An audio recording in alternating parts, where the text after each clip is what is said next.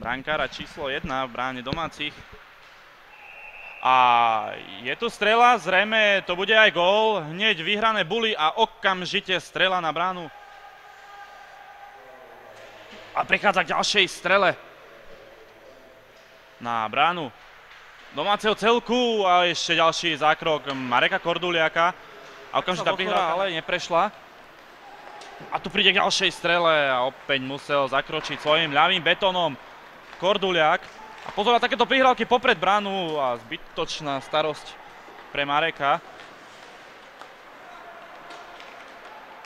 Šikovný manéver a ešte dokonca aj strela. Stavu 0-1, dokážu tento stav zvrátiť, teraz sa o to pokusí, vystavil, pozrite sa ako šikovný manéver, ešte to skúšal na Schmidta, ale to veľmi nebezpečné. Hostia opäť v útoku, Innerklöfler a jeho strela končí v sieti. Tak nakoniec ďalší z bratov v tomto týme. Ale domácim sa to pokusil, domácim sa podarilo aspoň puk dostať do stredného pásma, avšak nezabránili ďalšieho hostia opäť pri strele a pozrite sa na to, aký zákrok teraz vystruhal Marek Korduliak. Vystavila, toto bola krásna strela. Ešte zachytil puk Rendek v útočnom pásme, Schmidt, jeho strela a teč Hajduka, ale nekončí v bráne, ešte tu vystavil, otáča náďaž.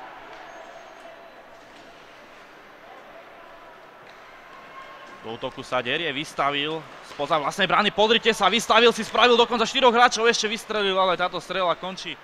Ešte chlapci bojujú o útočné pásmo, pozrite sa, vystavil sám pred bránou, vystavil, už si to pýtalo backendovú strelu, ale vystavil to, netrafil ani na bubicu, ale táto rozohrávka skončila na modrej čiare a je tu strela a ďalší zákrok brankára bez helmy, dokonca neviem, či toto nebol sporný gól, ale rozhodcovia.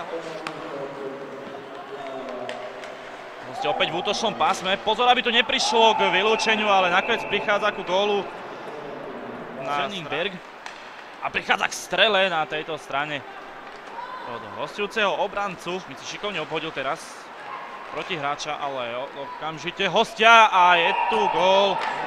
Tak 5. gól v tomto zápase, minútu Pavličko, ale toto bolo zlé, odšmykol sa mu puk a okamžite sa rúti do protiútoku Lamer versus Ilko a toto by malo byť trestný. Lamer versus Ilko. Tak Lamer sa rozbieha, uvidíme, čo spraví, či to bude na Blafák alebo strelu a pozrite sa, akú chybu urobil Lamer. Opäť teraz sa tlačí dopredu Mojdl. Medzi kruhmi osamotený. Opäť ďalší z hostujúcich hráčov. Lamera ďalšie zákroky po strele Lamera. Dopredu sa tlačí Hüttler a opäť Ilková lapačka. Je dopredu Slavkov, ale bez pomoci osadíka, je tu gól! Tak nakoniec táto strela, ktorá pôsobila príliš ležerne. Kapitán domácich.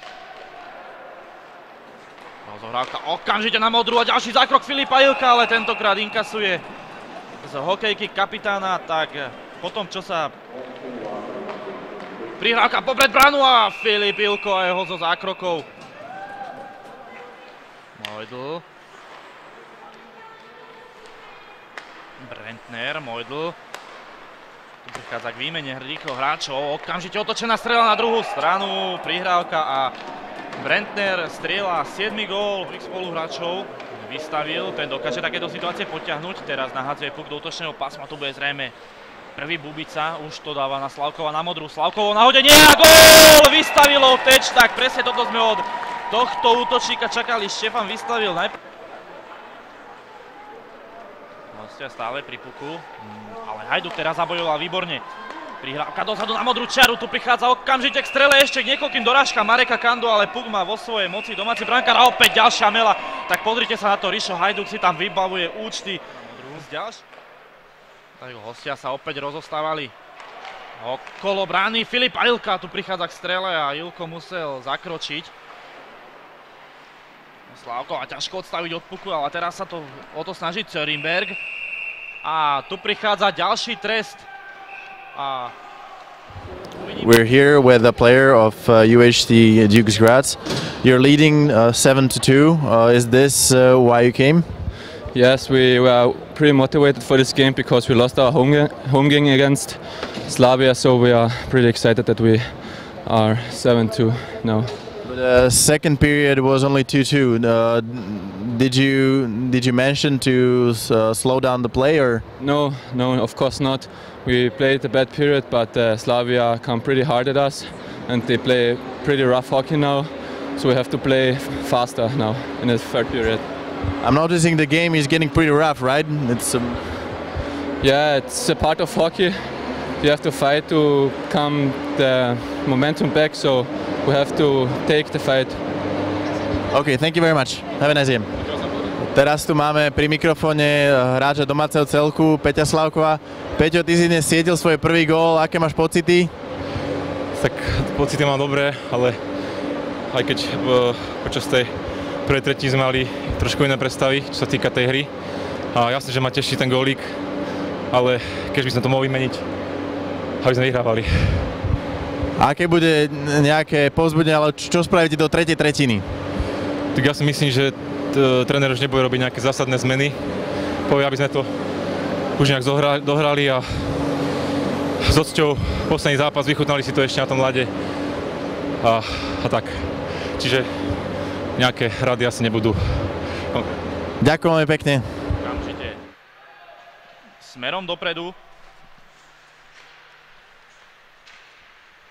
Ďalšie prepasírovanie, tu prichádza k strele, aj tu gól strieľa z cepka Pavel. Tom, čo za Bubicu ten 4-minútový set, 4-minútový trest si odsedel Lichtner a postavenie v bránkovisku. Tento gól samozrejme nemohol platiť, dokonca by som... Čo teraz? Hajduk si šikovne obhodil domáceho hostujúceho obrancu, Rišo Hajduk, dokonca mu tam dobre korčuluje Kanda a toto musel pokryť brankára a ten vysúva dopredu hneď útok, dvojicu hráčov a to bol Inner Klöfler, ktorý to dáva. Škoda, teraz sa takmer pretačil Zochor do útoku, tak Zochor samozrejme najazd, Maxo Zochor, je tu gól! Tak krásny backendové zakončenie majú po okolí brány. Rozostával tento vzorec, 35 sekúnd, ešte vylúčenie Riša Hajduka, teraz dobre zachytil Boroš, ešte Valach. Teraz sa vylúčovať nebude. Hostia si to pinkajú okolo brány, uvidíme, či príde k strele, je tu strela, gól. Tak nakoniec si túto strelu do Rakúska.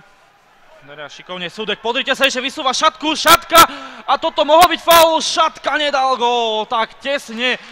Tak we have a coach of the away team, Mr. Nehalik. Did I pronounce your name right? Yeah, it's Nehalik, yeah. Okay, what do you think of this game? Well, what I showed, it was decided after 20 minutes with the 0-5. We had a very good start, and finally we just played the rest 40 minutes as solid as possible, and 3-9, it's a good result. Did you think when you first came here that the result is going to be this high? No, for sure not this high, because we lost in Graz against this team, but the guys did a really good job, especially the first 20 minutes. For my opinion, it was a little bit too easy. What do you think of the roughness of this game?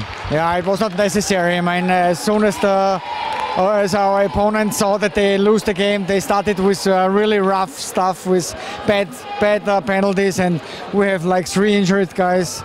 I think this is not necessary. Yeah, you have a game tomorrow, right? In Trenčín, is it right? Yeah. Okay, is it going to be some preparing for tonight? Yeah, I mean, we were concentrated and focused on this game tonight. We did a good job, and now we will have a good dinner, and then we will focus for the tomorrow game, but it will for sure be tough, for sure. Thank you very much. You have a nice game tomorrow. Teraz nám k mikrofónu prichádza tréner domáceho celku. Pán Smajko, ako by ste zhodnotili dnešný zápas? Veľmi ťažko sa mi hodnotiť dnešný zápas, lebo je mi smutno, že sme prehrali. Taký rozlúčkový zápas, hovorí sa o konci. HK Slavia, STU a mrzí ma to. Chcem ale vyzdvihnúť tých chalanov, ktorí čestne dohrali súťaž. Bolo to také pozliepané z tých hráčov, ktorí bojovali aj za tých, ktorí v podstate predčasne odpustili tento klub.